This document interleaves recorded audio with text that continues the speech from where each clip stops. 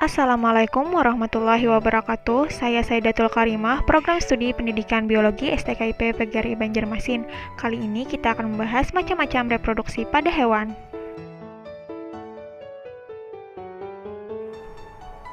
Pada video kali ini, kita akan membahas macam-macam reproduksi pada hewan. Tahukah kalian, reproduksi pada hewan ternyata tidak hanya secara seksual, tetapi pada beberapa hewan juga ada yang mengalami aseksual. Tapi sebelumnya, kita akan membahas dulu apa sih itu reproduksi. Reproduksi adalah kemampuan makhluk hidup untuk memperbanyak diri atau menambah keturunan baik secara seksual maupun aseksual. Tujuan reproduksi sendiri bagi makhluk hidup adalah untuk melestarikan jenisnya dan agar tidak mengalami kepunahan. Reproduksi merupakan salah satu ciri dari makhluk hidup dan merupakan syarat bagi makhluk hidup itu untuk kelangsungan hidupnya tetap terjaga.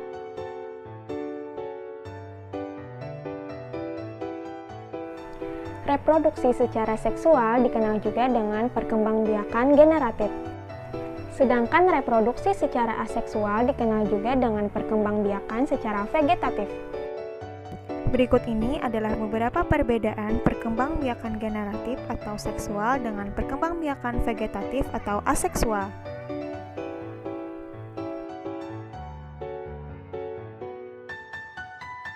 Perkembangbiakan vegetatif atau aseksual pada hewan.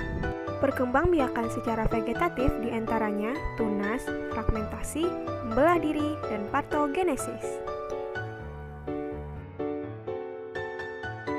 Tunasan yaitu pembentukan tunas kecil serupa dengan induk. Ketika dewasa ia akan berpisah membentuk individu baru. Contohnya Hydra, Porifera, dan Colelenterata. Fragmentasi dilakukan dengan memutuskan atau memotong bagian tubuh untuk membentuk organisme baru.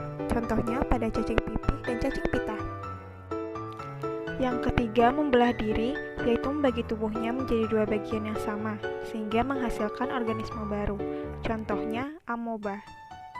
Yang keempat, partogenesis, di mana individu baru identik dengan induknya berkembang dari telur yang tidak dibuahi.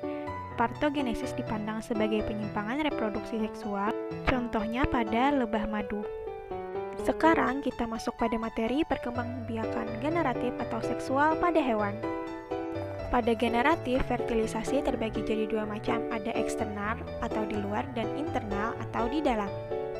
Lalu, perkembangbiakan secara generatif terbagi jadi tiga jenis loh, ada ovipar, vivipar, dan ovovivipar. Yang pertama, ovipar atau bertelur di mana embrionya berkembang di dalam telur. Contohnya pada ayam, bebek, angsa, dan lain-lain. Yang kedua, vivipar atau melahirkan di mana embrio tumbuh dan berkembang di dalam rahim. Kemudian nanti akan lahir dari induk tersebut. Contohnya seperti pada kucing, anjing, harimau, dan lain-lain. Terakhir, ovovivipar atau bertelur dan melahirkan. Ini kombinasi dari perkembangbiakan ovipar dan vivipar. Telur akan tetap berada dalam tubuh induknya sampai menetas. Baru nanti telur tersebut akan dilahirkan lewat tubuh induknya. Contohnya pada platypus, kuda laut, beberapa spesies ikan hiu, pari, dan iguana. Sekian dulu penjelasan dari saya mengenai reproduksi pada hewan. Apabila ada salah kata, mohon dimaafkan. Akhirul kalam, wassalamualaikum warahmatullahi wabarakatuh.